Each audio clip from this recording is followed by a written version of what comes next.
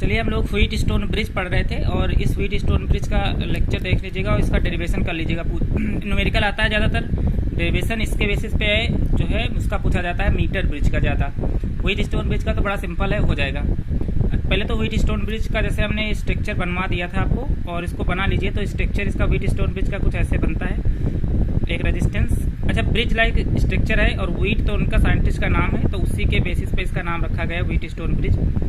अब इसमें जैसे कुछ ये 3-4 रजिस्टर हैं, ऐसे लगा दो और एक बीच में मान लीजिए गैल्वेनोमीटर लगा देते हैं। ये गैल्वेनोमीटर हो सकता है यहाँ पर, या कोई रेजिस्टेंस हो सकता है, कुछ भी लगा सकते हो इसके बीच में। और यहाँ से अच्छा ये जो स्ट्रक्चर नॉर्मल बनकर के तैयार हुआ, मान लेते हैं ये P है, ये Q है, ये R है और ये S है। तो ये जो स्ट्रक्चर बना है ये व्हीट स्टोन ब्रिज का स्ट्रक्चर बना है। तो व्हीट स्टोन ब्रिज यहाँ पर इस वक्त जो बना है, तो हमको यहाँ पर व्हीट स्टोन ब्रिज, अच्छा wheat stone bridge balanced form में भी हो सकता है, अनबैलेंस्ड फॉर्म में भी हो सकता है, लेकिन हम जो यहाँ पर कैलकुलेशन करेंगे वो व्हीट स्टोन ब्रिज को बैलेंस मान करके चलेंगे। मतलब हम यहाँ पर व्हीट स्टोन ब्रिज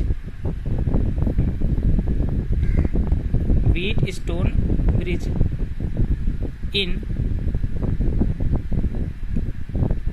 बैलेंस्ड,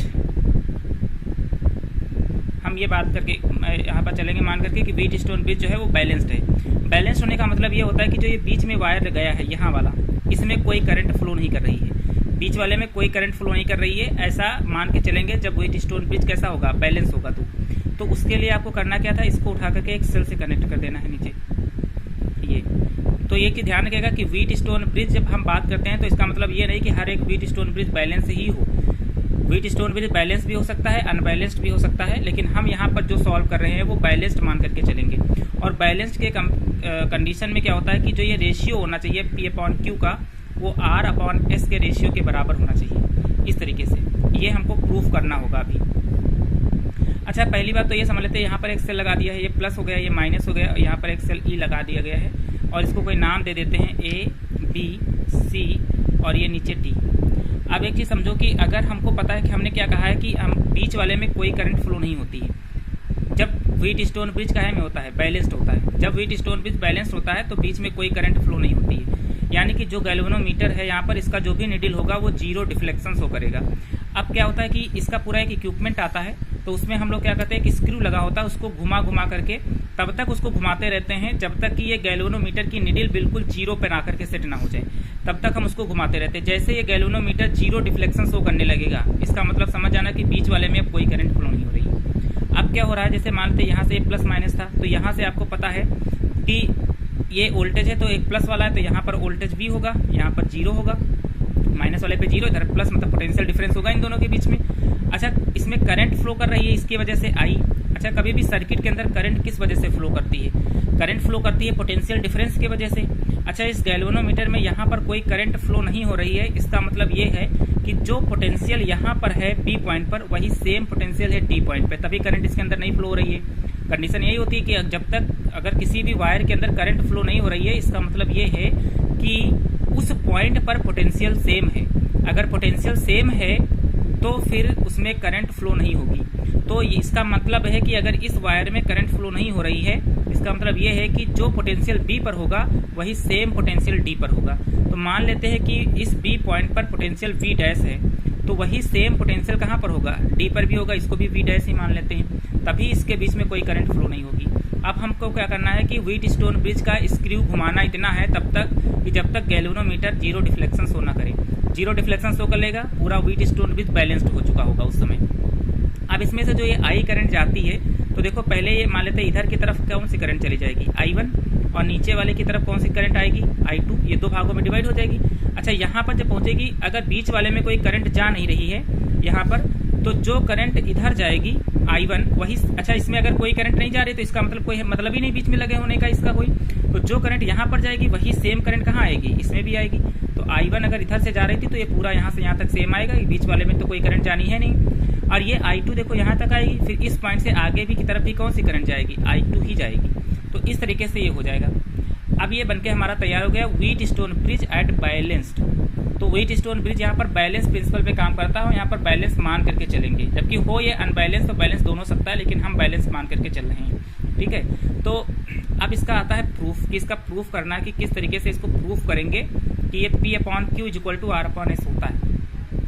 तो देखिए क्या है कि पहले हर एक जितने भी रेजिस्टेंस लगे हैं, एक तो ये P वाला, एक Q वाला, R वाला, S वाला, तो जैसे आप लोग लगाते हैं कि V बराबर हमको पता है, we know that V is equal to I into R, मतलब potential difference is equal to current into resistance.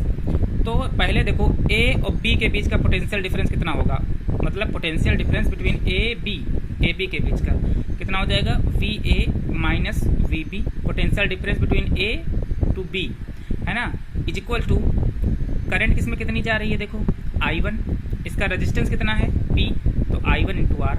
अच्छा VA माइनस VB, अच्छा A पॉइंट पर पोटेंशियल कितना है V, B पॉइंट पे पोटेंशियल कितना मान के चले हैं V dash, is equal to I1 into P, इसको इक्वेशन नंबर फर्स्ट मान। सेम इसी तरीके से अगर हम BC की बात कर लेते हैं, पोटेंशियल डिफरेंस बिटवीन BC, तो इसको हम क्या लिख सकते हैं, potential difference B minus potential ये C। अच्छा B पॉइंट पे पोटेंशियल कितना है V dash minus C point पे पोटेंशियल कितना है 0, इज इक्वल टू इस वाले सर्किट में भी करंट कितना फ्लो हो रही है I1, रेजिस्टेंस कितना है Q, इक्वेशन नंबर कितना मान लीजिए 2। यही सेम केस कर लेते हैं नीचे वाले में कि potential difference between A and D, A और D के बीच का पोटेंशियल निकालोगे तो क्या हो जाएगा A माइनस का D, is equal to A पर पोटेंशियल कितना है V, D पर पोटेंशियल कितना है V dash, is equal to current जा रही है I2 और ये रेजिस्टेंस कितना है R, इसको इक्वेशन नंबर मान लेते हैं थर्ड। उसी तरीके से इस D और C का निकाल लेते हैं, तो ये VT माइनस VC हो जाएगा, बड़े वाले में से छोटा माइनस करते हैं जिस पॉइंट से निकाल रहे हैं हमेशा, तो ये हो जाएगा V dash minus 0 is equal to I2 into S, इसको इक्वेशन नंबर 4 मान लेते हैं। ये 4 इक्वेशन बन करके तैयार हो गई। अब वही चारों इक्वेशन को सॉल्व करना है, तो तरीका ये होता है कि पहले इक्वेशन को डिवाइड कर दो किससे, थर्ड वाले से डिवाइड कर दो, ठीक है, और जो सेकेंड वाली इक्वेशन है उसको फोर्थ वाले से डिवाइड कर दो, अल्टरनेट। तो अगर फर्स्ट इक्वेशन को इससे डिवाइड करेंगे, यानी कि ये V माइनस का V डैश और इज इक्वल्स टू ये हो जाएगा देखो I1 into P divided by, अच्छा ये V माइनस V डैश था और V माइनस V डैश देखो थर्ड वाले में भी सेम है, तो V माइनस V डैश ये अब इज इक्वल टू बीच में लगाइएगा, और यहाँ पर देखो क्या है कि ये थर्ड वाली में कितना था I2 इंटू R ये था। अच्छा इसी तरीके से थर्ड और फोर्थ को भी डिवाइड कर लो, सेकेंड और फोर्थ को सॉरी, तो ये कितना हो जाएगा देखो V dash minus 0 is equals to I1 Q divided by ये भी कितना हो जाएगा V डैश माइनस 0 और ये कितना हो जाएगा I2 इंटू S। अच्छा ये दोनों कैंसिल, ये दोनों कैंसिल, तो इधर 1 बचा is equal to I1 P divided by I2 R। उसी तरीके से सेम यहाँ से भी देखिएगा 1 इधर बचेगा, ये हो जाएगा I1 Q डिवाइडेड बाई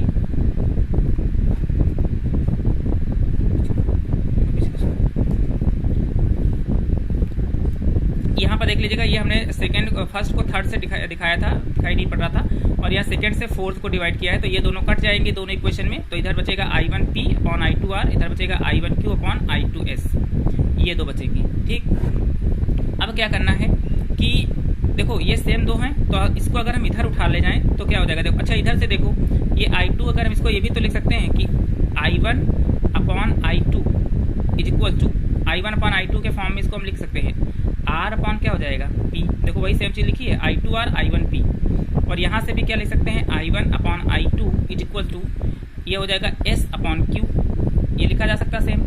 तो I1 अपॉन I2 की वैल्यू S अपॉन Q है, तो जहाँ पर I1 I2 लिखा है वहाँ पर हम क्या लिख सकते हैं S अपॉन Q लिख सकते हैं is equal to R upon क्या हो जाएगा P, ठीक है, R अपॉन P हो जाएगा। देखो ये I1 अपॉन I2 ये इधर चला जाएगा, ये इधर हो जाएगा, क्रॉस मल्टीप्लाई करिए तो I1 upon I2 is equal to कितना हो जाएगा R अपॉन P, और यहाँ से देखो I1 upon I2 is equal to S upon Q, देखो वही सेम चीज लिखी है I2 into S I1 into Q, तो ये S upon Q is equal to R upon P, इसका रेसिप्रोकल मतलब उल्टा कर दो, तो जब उल्टा कर दोगे तो ये क्या हो जाएगा देखो P और ये नीचे upon R is equal to इसको भी पलट दीजिए तो Q अपॉन S हो जाएगा। तो ये भी तरीका सही है बैलेंस प्रिंसिपल में, या तो P इस Q को यहाँ उठा लो नीचे और इस R को कहाँ उठा ले जाओ, इस P अपॉन इस Q को नीचे ले आओ और R को कहाँ ले जाओ ऊपर, तो ये क्या हो जाएगा R अपॉन S। तो चाहे तो देखो इसमें चाहे तो ये P upon R is equal to Q upon S का रेशियो बराबर हो जाए, या P upon Q is equal to R upon S के बराबर हो जाए। तो चाहे यहाँ पर देख लो, यहाँ पर चाहे ये P upon R is equal to Q by S लिख लो, चाहे तो P upon Q is equal to R by S लिख लो। तो ये है व्हीट स्टोन ब्रिज का प्रूफ। तो व्हीट स्टोन ब्रिज का मतलब ये नहीं है कि ये बैलेंस और अनबैलेंस किसी भी प्रकार का हो सकता है, लेकिन हम मान करके कैसा चल रहा है कि व्हीट स्टोन ब्रिज एक बैलेंस्ड है। बैलेंस्ड का तब होता है जब बीच वाले में कोई करंट फ्लो नहीं करेगी। बीच में कोई करंट फ्लो नहीं करेगी, इसका मतलब ये होता है कि किसी भी वायर में करंट तभी नहीं फ्लो करती है। इसका मतलब है कि उन दो पॉइंट के बीच का पोटेंशियल सेम होता है। यहाँ पर पोटेंशियल भी जीरो था, तो देखो पोटेंशियल में करंट फ्लो हो रही थी वायर में, इसका मतलब यहाँ पर पोटेंशियल जो है वो बराबर है। यहाँ पर और यहाँ पर पोटेंशियल बराबर था, तो हमने मान लिया कि यहाँ का पोटेंशियल बी डैश होगा, तो यहाँ का भी पोटेंशियल बी डैश ही था। तो इन दो केस में क्या करते हैं ना हम लोग कि यहाँ से I1 I2 करंट जाएगी, तो अगर इसमें कोई वायर में करंट नहीं जा रही है तो जो करंट इसमें जाएगी वही सेम करंट इसमें जाएगी, और जो करंट इसमें जाएगी वही सेम करंट इसमें जाएगी। तो एक बार पोटेंशियल इसके बीच का निकाल लिया है, इनके बीच का मतलब सब हर एक रेजिस्टेंस के बीच का पोटेंशियल कैलकुलेट कर लिया है, पोटेंशियल डिफरेंस।